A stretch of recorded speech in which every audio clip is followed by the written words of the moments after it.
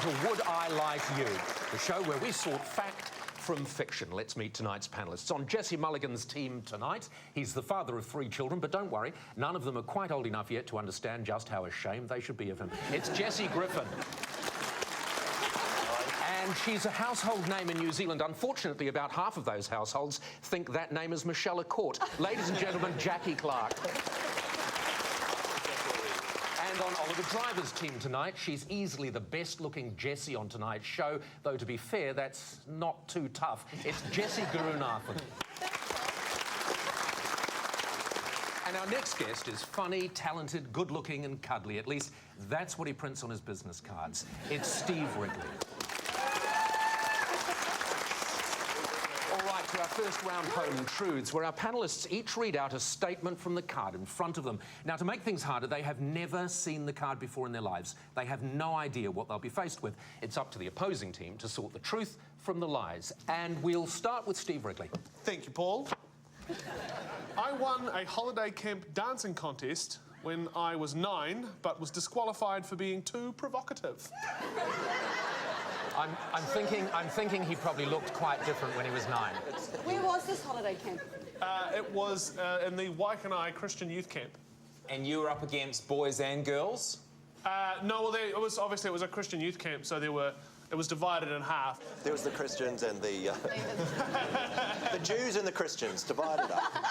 Well, you don't really invite non-Christians to a Christian youth camp. It can be a bit of a buzzkill. That's not very Christian of you. No, well, you just don't.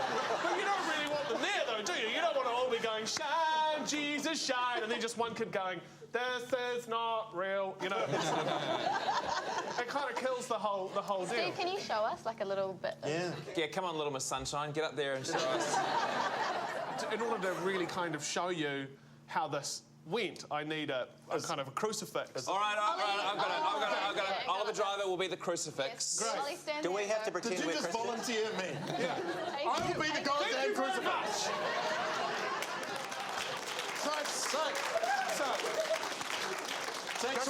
Just before you actually do anything here, because this is liable to be highly offensive, are there any Christians on the panel? I'm glad you asked, Paul, because I know if there's one thing you don't want to do, and that's offend people. Absolutely. Before you do this, do you need a safe word, Oliver? I do need a safe word. You need a safe word, don't Okay, you? your safe word is Judas. Judas. So we're in the back of a room, right? There's a whole lot of kind of Christian audience types there, and I'm doing this Okay, I'll dance. be that guy. I'll be Yeah. at the back of the crowd. So how hard out do you want me to be? I can be hardcore fundamentalist Christian. Be like 9-year-old Christian. Okay, this is dumb. Yeah, that was the problem. Was that I could tell the entire audience what this is done because I was just kind of doing this like you were doing the shuffle dance, thing yeah? like this, and then I realised it wasn't going well, and so I thought maybe if I used the stuff in the room. So what I did as a 9-year-old boy was I turned around to the crucifix, put both arms there, and just started going like.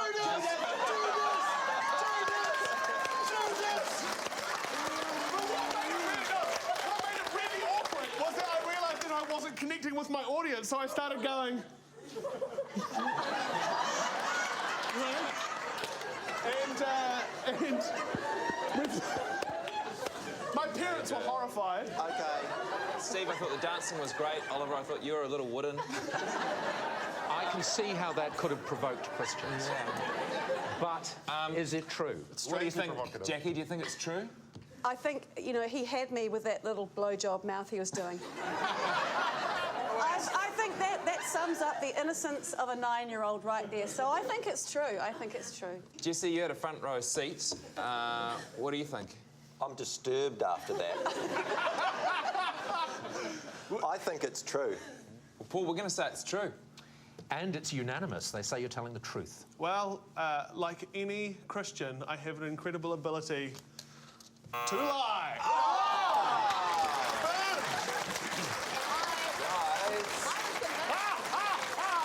And put on a show. Yes, it was a lie. Steve's dancing is less bump and grind, as we just saw, and more sweat and asphyxia.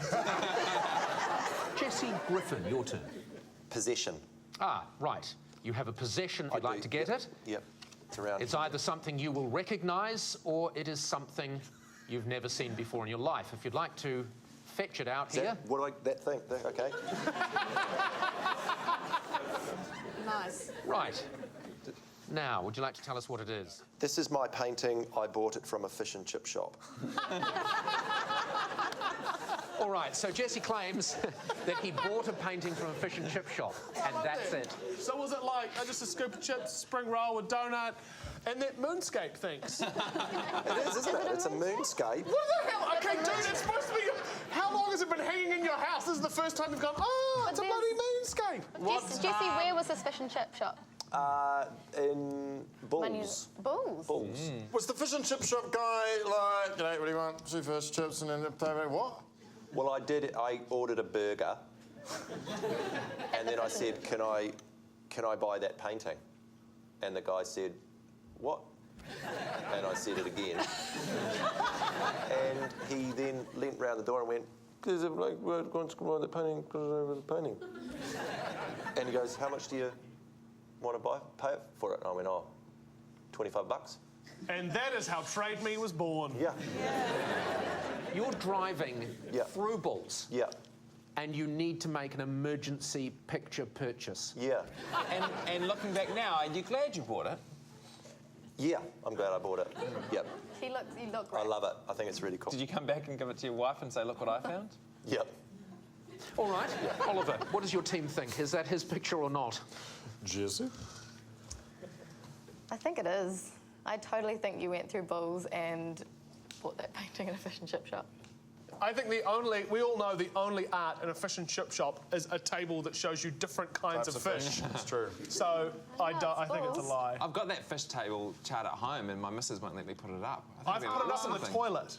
Have you? Yes. Maybe you could It's sell great. that The to her. toilet is a great place to study fish. It is actually a fascinating chart. It's a very good chart. I would love to get my hands on one of those charts. I'll So bring you one you're- next time we do a recording, Paul. That would be lovely. The blood is draining As out luck my would eye. have it, I don't have a wife at home who will forbid me from putting it up. All right, Oliver, well, what do you think? We say it is a true lie.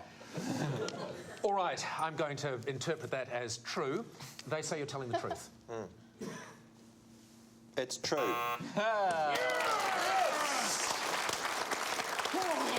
And at the end of that round, Oliver's team are just ahead. It's 4 points to 2. Join us after the break when we'll be playing This Is Mine.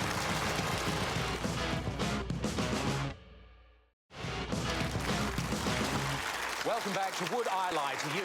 Our next round is called This Is My, where we bring on a mystery guest who has a close connection to one of our panellists. This week, each of Oliver's team will claim it's them that has the genuine connection. It's up to Jesse's team to spot who's telling the truth. Please welcome this week's special guest, Eli.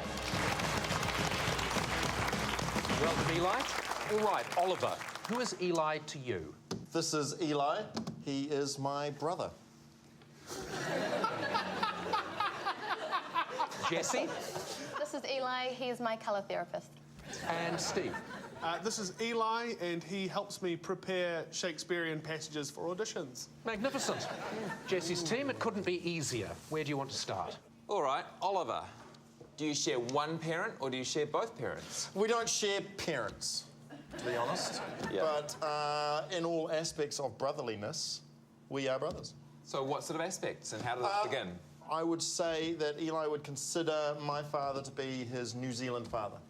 And so therefore, if his New Zealand father is my father, then I must be. Yeah, we understand what His you... brother. Yeah, we understand. It's perfectly logical. Like, I consider Ollie to be my sister. So, And I consider Jesse to one day be my lover. So Talk to me about growing up with your brother. my father had him as a homestay. And so he came over as a homestay student. I wasn't living with my father at the time. My parents were divorced. And came over like 16, 17 and stayed right up until now and has become, for all intents and purposes, in my broad, wide, beautifully healthy definition, my brother. Not with this hand movement necessarily. What's Eli's birthday? Like the rest of my family, I don't know. How close would you be to Eli? 6 feet. Where does he live? GI. That's an Auckland term. It means somewhere I don't know. Is he married? Yes. How close are you to his family? About 40k.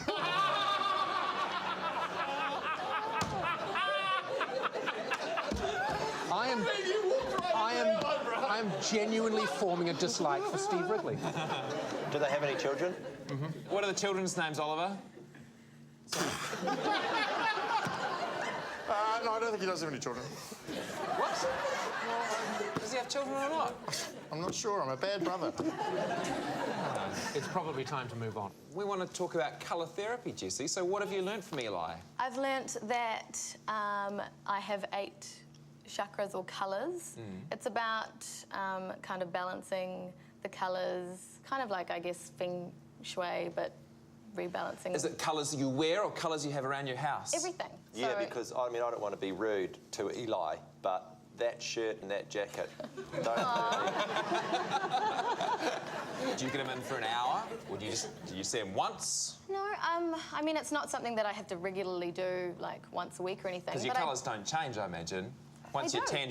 tangerine What forever. about in winter and in summer, That's the you know? mistake you've been making, You Jessie. are making a huge mistake. You are not good in tangerine. You are not evolving. Can we just have one concrete example of something that Eli has done for you? See this lipstick that I'm wearing? Yep. There's a reason behind that. This colour. Really? And did he tell the TV3 makeup ladies what that reason was? It's actually my lipstick. If you ask the makeup lady, I brought the lipstick with And me. what's the reason behind that lipstick? Well, I'm not going to tell you that because I don't really want to share that one, but I'm telling you The that. first rule of colour therapy is you don't talk about colour therapy. All right, Steve Wrigley. Can you remind us, please? Eli helps me prepare Shakespearean passages when I audition for Shakespearean plays. What was the last Shakespearean play you auditioned for? It was Romeo and Juliet about 3 years ago.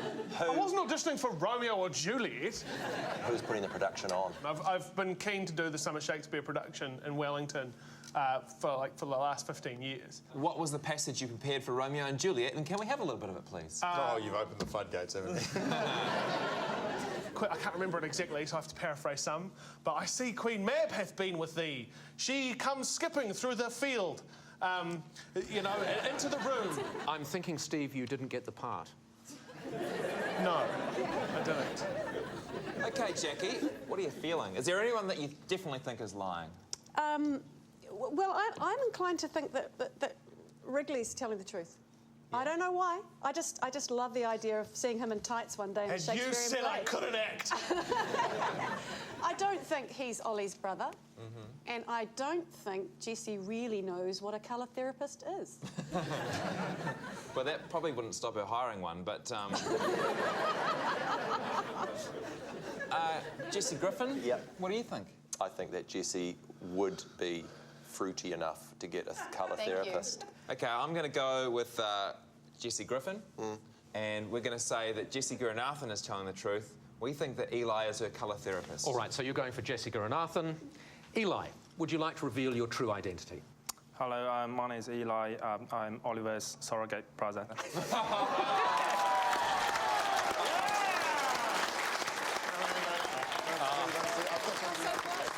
Yes, Eli is Oliver's surrogate brother. He spent years putting up with Ollie's immature behaviour, childish jokes and juvenile attitude. Already tonight, I can imagine just how horrible Eli it must have been. Ladies and gentlemen, Eli. And after that round, Jessie's team have fallen behind. Oliver's team are winning. It's 6 points to 4. Join us after the break for Quick Fire.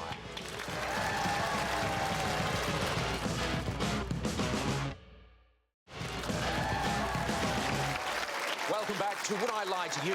Our final round this evening is Quick Fire, where our panellists lie not only through their teeth, but against the clock. And again, they don't know if they're about to read out a true fact about themselves or something that we've made up and they have never seen before in their lives. And we'll start with Jessie. I can crack every joint in my body. It's good. Jessie claims Just to be able to saying. crack every joint in her body. I'm just imagining it. Oh! Yeah.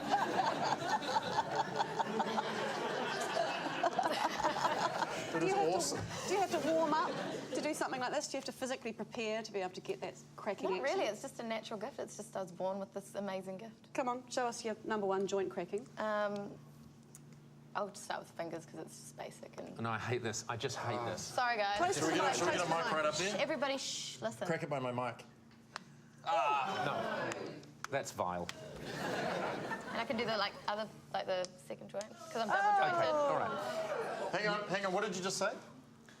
I'm double jointed. I'm just going to imagine that. Okay. When Jessie says she can crack every joint in her body, she doesn't mean your joint, Oliver. This is turning into a freak show.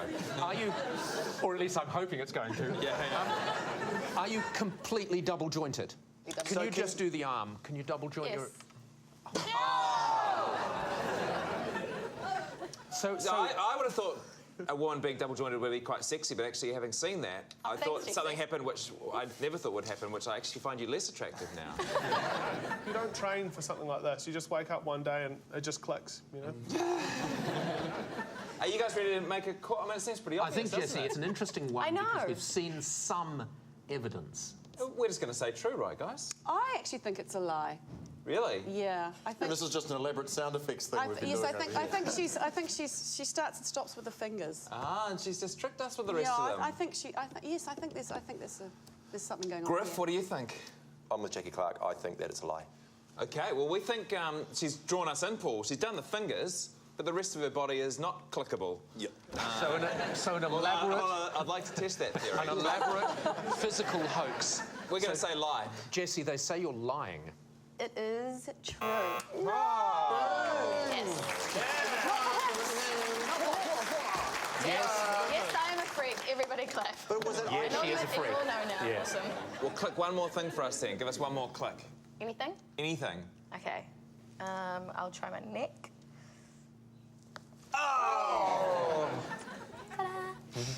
And Steve, your turn. Yes, thanks, Paul. Okay. I can spontaneously compose a Broadway musical number out of any situation. Do it. Okay, give me a... This situation, go. Well, it's normally more a kind of around the house sort of a thing, you know, let's- to liven things up. Well, you can know? we give you a few scenarios? Your head is a nuclear weapon.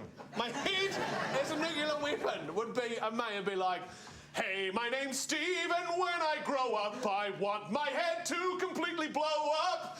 Hey, I don't want the sky to be clear, I want ash everywhere, because I want to go nuclear.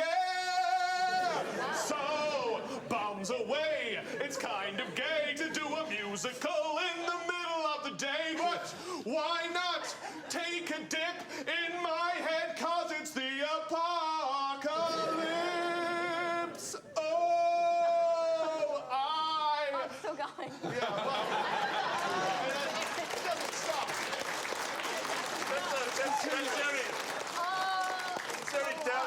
The only downside is it is an entire Broadway musical. Yes.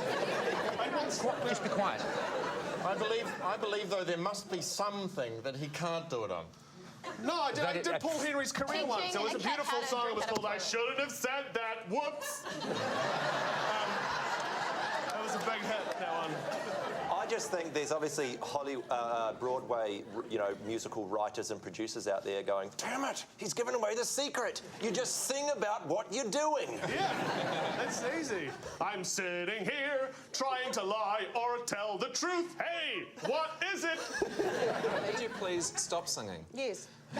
Steve, I've got a They question. didn't want me to sing. When did you... But in my whole life, it's the only thing that I do that fills me up with confidence. So I sing for myself. Screw you, Team One. I'm trying to have fun. Don't burst my bubble. I can see you with the Hubble telescope. And I know I don't want to elope with you, so go get screwed. Like, I don't mind the singing, it's just that it's coming from him. It's like Glee meets Target. Okay, good. What's the decision? So I guess the question here is, Jackie, whether those songs were of such quality that we can take this as a true statement, right? And you, well, you used to be a judge on New Zealand Idol, so if anyone can Yeah. tell a crap song, it's you. Yeah. I think the evidence is overwhelming. And you think that it's... I think it's true. He can. That's bad, but it's true. Frankie Stevens, what did you think of the performance? I would say yes, true. We think it's true, and we certainly don't want any more evidence, Paul. Yes. You say you're telling the truth, Steve. You know he's going to sing this Sing answer. the answer. And more importantly, you absolutely must not sing this answer. Yes. That is entirely true.